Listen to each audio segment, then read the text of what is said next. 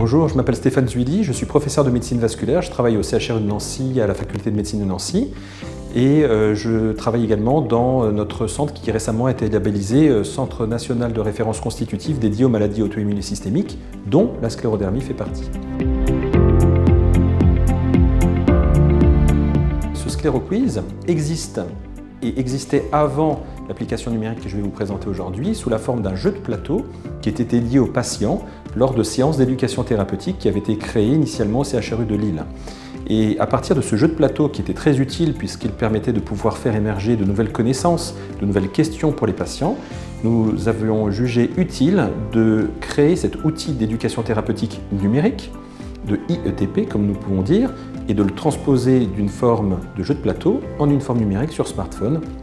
pour qu'il puisse être utilisé partout, tout le temps, par les patients, main dans la main, avec les soignants, pour que ceci puisse se passer dans les meilleures conditions. Donc les enjeux du scléroquiz numérique sont importants. Premièrement, on s'est rendu compte lors de la crise Covid que les séances d'éducation thérapeutique étaient difficiles à mettre en place puisque les patients ne pouvaient plus venir à l'hôpital. Deuxièmement, on se rend bien compte que les patients, des fois, ont peu de temps, sont dans la vie active et n'ont pas de liberté pour pouvoir venir faire des séances d'éducation thérapeutique présentielles. Et c'est pour cette raison que nous avons imaginé de pouvoir être présents auprès d'eux pour faire de l'enseignement et du transfert de pouvoir, mais cette fois-ci de manière numérique avec un outil qu'ils ont tous dans la poche, à savoir un smartphone.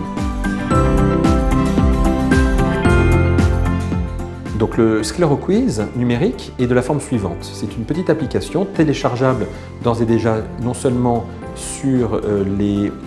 plateformes Google ou iOS très prochainement, à partir de votre smartphone. Vous pouvez télécharger l'application, vous pouvez même l'utiliser à partir d'un ordinateur et le jeu est un petit peu de la même manière que certaines flashcards, c'est-à-dire qu'on vous pose une question, vous avez la réponse et si vous répondez juste à cette question, la question ne vous sera pas reposée. Par contre, si vous butez sur une question, eh bien, cette question vous sera reposée à des fréquences qui peuvent être paramétrables selon les besoins de chaque patient pour faire en sorte que l'apprentissage puisse se faire progressivement et surtout au rythme de chaque patient, un petit peu comme les applications qu'on peut utiliser pour apprendre certaines langues. Eh bien, nous avons souhaité créer ce type d'application, mais pour les patients atteints de sclérodermie systémique.